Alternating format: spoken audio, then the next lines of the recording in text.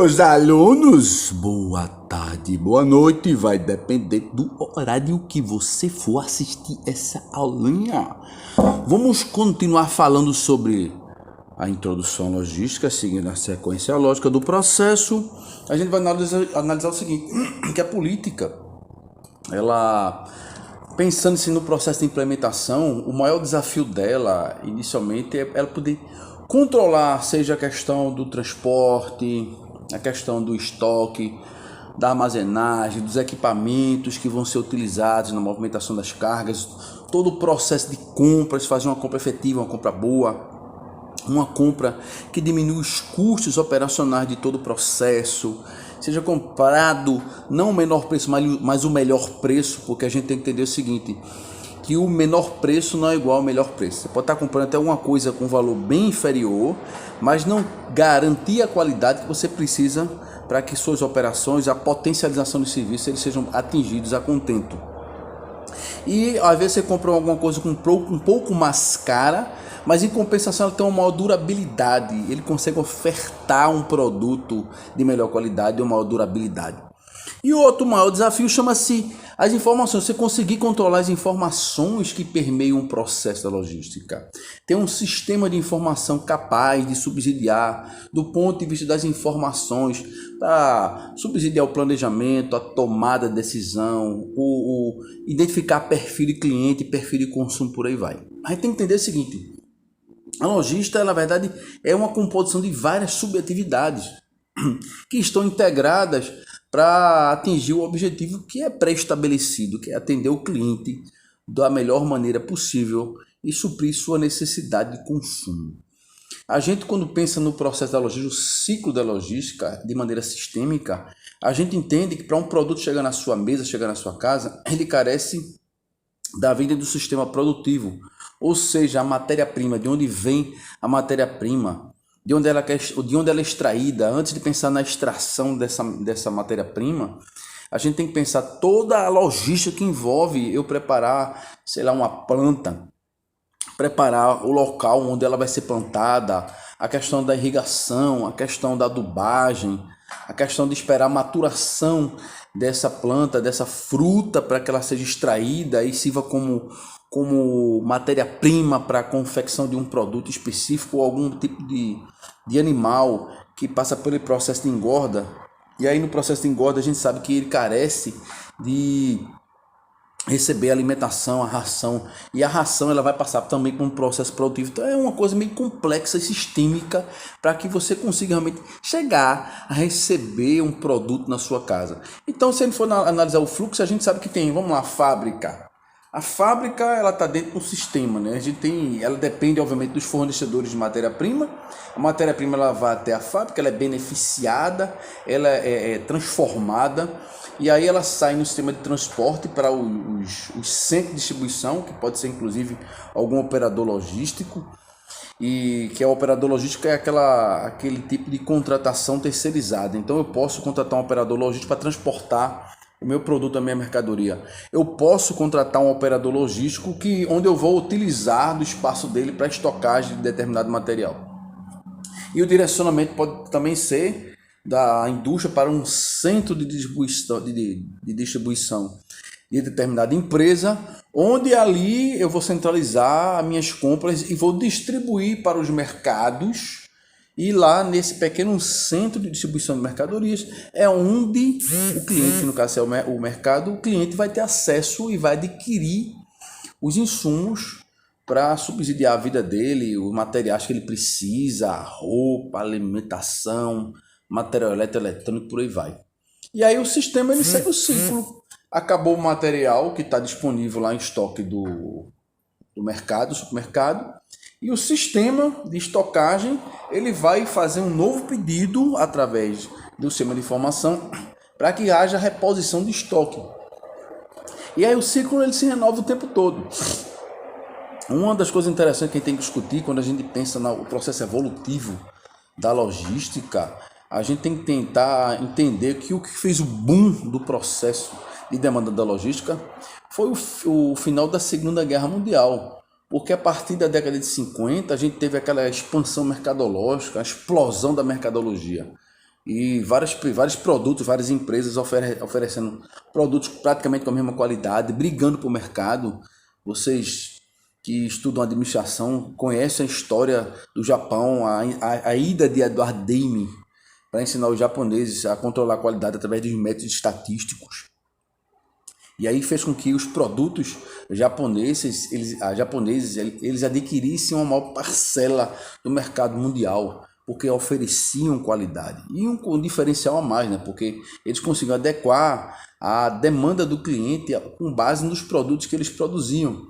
Mas só que nesse contexto também a gente teve que incorporar, a partir da década de 50, uma necessidade muito maior de novas tecnologias de marketing e distribuição.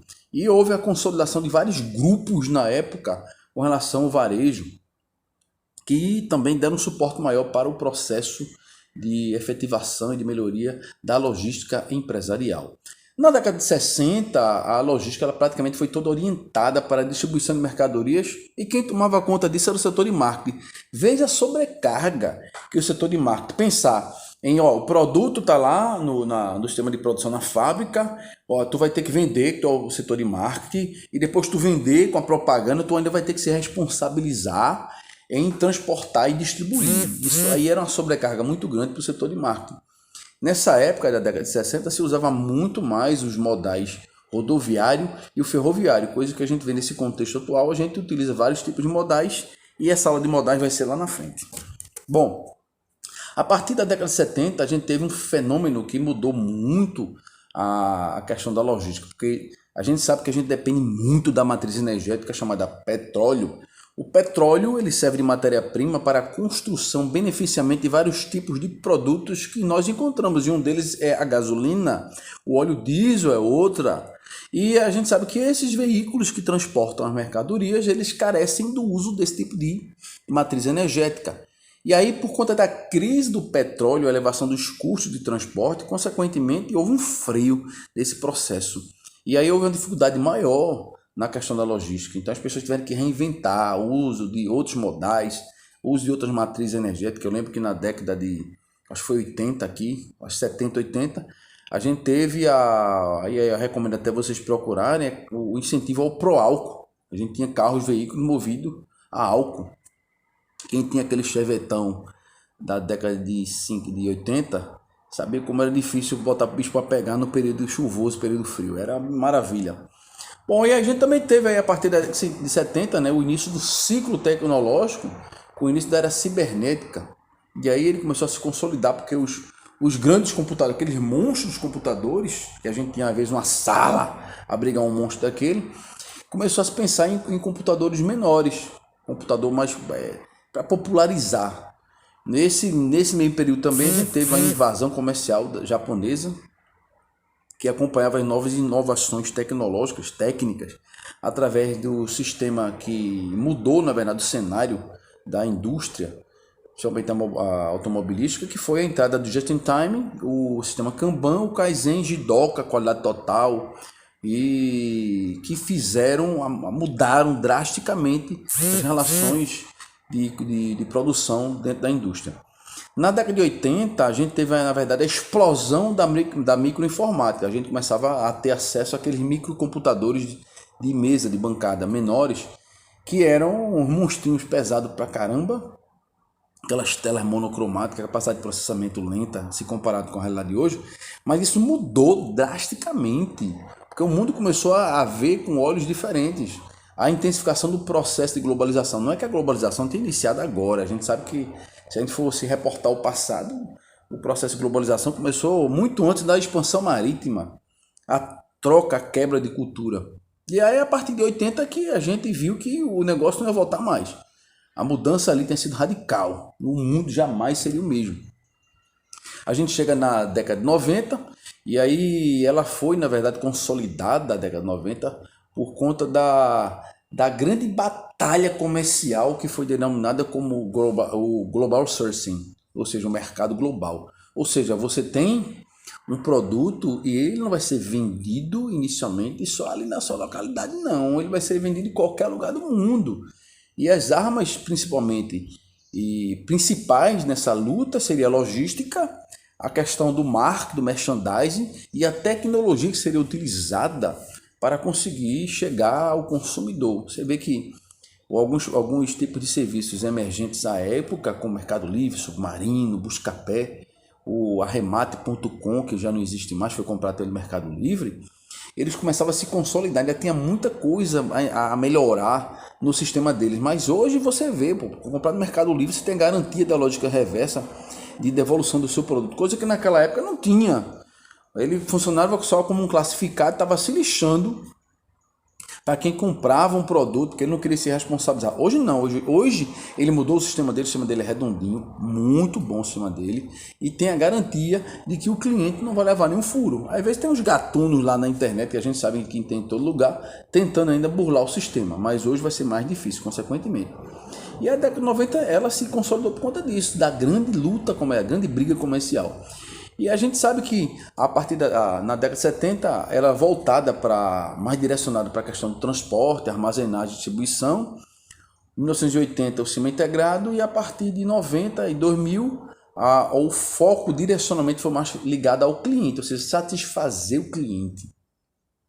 Ainda na década de 2000, a grande vantagem do uso, da melhoria, da efetivação, da evolução dos sistemas logísticos é que a ideia era eliminar o desperdício, era reduzir custo, era otimizar o processo de compra, ela fazia a produção e a distribuição de mercadorias para atender o cliente. Então você vê que aí já tem o legado construído já pelo sistema just in time, pelos japoneses.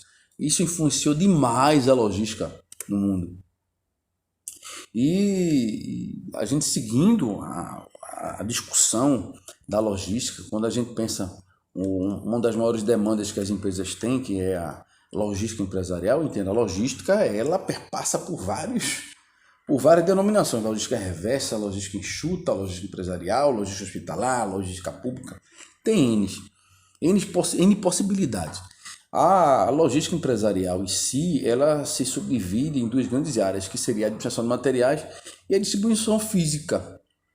Nas atividades logísticas primárias, ou seja, as atividades primárias são as mais importantes dentro da logística e são a questão do transporte, processamento de pedidos, manutenção do estoque. E aí nesse contexto também temos atividades secundárias que seriam consideradas as atividades de apoio, que aí entra a questão da armazenagem, o manuseio dos materiais, ou a questão da embalagem de proteção, que a embalagem é uma que a gente vai ter lá na frente, a armazenagem é uma coisa que a gente vai ter lá na frente, a compra, a obtenção dos materiais, a programação da produção junto à indústria para garantir que aquele lote de produto ele chegue no tempo certo, na quantidade que você precisa. A manutenção da informação é super importante para você fazer estudo de demanda, saber quem mais compra, qual é o perfil de consumo do consumidor, qual é a classe A, B, C, D, E que mais compra, qual o produto que ele compra, porque você consegue estabelecer um perfil de cliente que vai facilitar em muito o seu processo de planejamento e a tomada de decisão. Obviamente que a logística ela envolve vários tipos de estratégias que envolvem desde a questão da gestão de materiais e mercadorias, dentro não só dos centros de distribuição, dentro dos mercados, mas dentro inclusive da própria indústria, porque ela vai ter que gerir não só a entrada da matéria-prima, mas também os produtos acabados que vão ser destinados ao mercado de consumo. O outro fator importantíssimo no processo da logística é o planejamento e o controle da produção. E nesse período de pandemia, praticamente a partir de 2013, a gente teve aquela crise política, crise econômica, várias indústrias não conseguiriam produzir a mesma quantidade que elas produziam há 3, 4 anos atrás, porque a gente viu uma mudança de perfil de consumo do consumidor. Aquele cara que comprava produtos de marca, ele sai e migra para o consumo de produtos secundários, produtos de segunda linha. Então isso causa um freio no processo produtivo e, consequentemente, as empresas têm que se adequar. Ou seja, elas vão apertar o pescoço do seu mercado fornecedor para reduzir o custo da aquisição lá e eles, consequentemente, diminuir o custo do beneficiamento e da oferta do produto dele na gôndola dos mercados. Porque aí ele não vai perder a venda, mas consequentemente ele vai diminuir a oferta desse produto no mercado. E aí entra a questão ainda da estratégia, a movimentação de materiais, o processo de embalagem, a armazenagem, a expedição, a distribuição física com processo de roteirização, qual é o melhor modal para ser utilizado nesse transporte, o sistema de informação que vai ser utilizado, não só o sistema de informação interligado com a indústria, tanto quanto com a gestão de estoque, tanto quanto com o processo de distribuição para fazer a melhor roteirização desse produto. E a gente sabe que dentro da logística a gente envolve o processo de merchandising, o processo de gestão, de operacionalização, a questão do controle, a questão também da segurança do estoque, a segurança do transporte. A gente vê que tem alguns mercados consumidor que têm altos índices de assalto, de roubo, de furto de mercadorias. E o rastreamento desses produtos através de um GPS, um sistema que consiga, inclusive, além de roteirizar, garantir que esse transporte ele chegue no tempo certo, na quantidade certa, garantir que haja um melhor monitoramento dessa carga para ver se ela for desviada, se for furtada, roubada, conseguir bloquear o veículo em tempo hábil para que essa mercadoria ela não seja extraviada, por mais que às vezes a gente sabe que às vezes há o extravio, mas aí vai garantir que haja um menor o prejuízo possível, né? Se é que a gente pode dizer que existe um menor prejuízo. E você agregar a logística, a questão do marketing, a propaganda, a promoção, a análise da praça e por aí vai. E o principal também é a questão da comunicação multimídia, você usar várias redes para você divulgar o seu produto, como hoje a gente sabe que tem Instagram, tem Facebook, você tem o Zap, tem várias redes sociais, você tem o YouTube, você tem a mídia televisiva, tem a mídia impressa, ainda possibilidades para divulgar o teu produto. E outra coisa que a gente tem que analisar é que para que um produto chegue até a sua mesa, vários fatores eles interferem diretamente na distribuição física. É óbvio que um cliente ele quer que o produto chegue na hora certa, na quantidade certa, na casa dele. Só que tem fatores que influenciam diretamente nessa entrega. Os fatores inicialmente são o número e a localização dos depósitos, de armazéns, que são na verdade onde vão estar localizados os centros de distribuição. Quanto mais próximo eles estiverem da capital, dos centros de consumo, vai facilitar a chegada desse produto. A gente sabe que tem a dificuldade, às vezes, a localidade, que há uma interferência grande, são os fatores climáticos, já a manutenção das vias, elas interferem muito a chegada do produto no prazo certo, na quantidade certa. A gente vê quando passa lá pela BR, a 101 agora aqui em Pernambuco, a gente viu que houve melhoria, um recapeamento, mas antigamente era só buraco, parecia que a gente estava andando no meio da lua. Me sentiu o próprio Louis Armstrong. E você andava atrás daqueles caminhões graneleiros, quando ele passava naqueles buracos que tinham na via, a quantidade de grãos que caía no chão era uma quantidade absurda. E vai se perdendo. Então você vai colocar 14 toneladas no caminhão graneleiro, um truque, bota 14 toneladas, quando você faz a pesagem dele no destino final, está faltando 200 quilos, ficou no meio do caminho. Isso é hipotético, não sei se essa quantidade toda, estou chutando.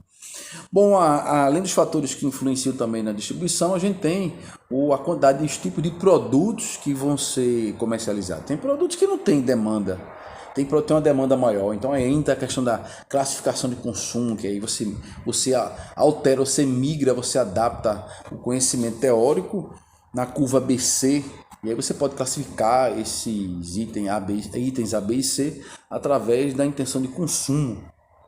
Outra coisa é o número, tamanho e a localização das unidades fabris, a disposição dos produtos em estoque, a quantidade que você tem. Tem produtos que são sazonais, tem um consumo sazonal. A bebida alcoólica, tipo a cerveja, ela tem um maior consumo no período de verão. O consumo estoura quando chega no carnaval. No inverno, há uma tendência maior às bebidas destiladas. E por aí vai.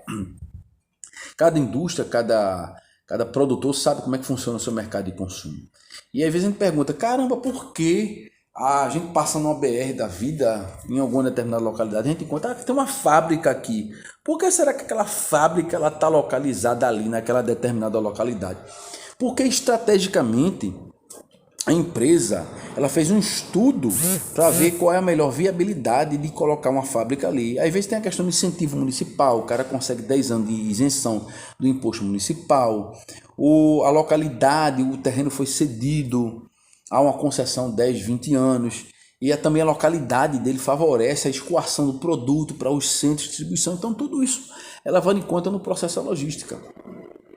É óbvio que a logística ela também interfere no processo da análise do melhor local, o local mais adequado para você instalar uma unidade fabril, um centro de distribuição, você analisar também os aspectos de suprimento das linhas de produção, a proximidade deles com o sistema produtivo, a análise do melhor maneira de escoar, melhor roteirização do escoamento do produto para o mercado consumidor, quais seriam os melhores métodos para a escolha do gerenciamento do estoque da frota, se é melhor dentro daquele mercado eu comprar uma frota nova e assumir todo o processo, o custo de manutenção, e ao invés de eu contratar um operador logístico, que ele vai se responsabilizar pela manutenção do caminhão, a questão do seguro da carga, a questão do planejamento, da programação do controle da produção, quanto eu vou produzir em determinado período, qual é a melhor metodologia de separação e expedição do produto de acordo com o mercado de consumo.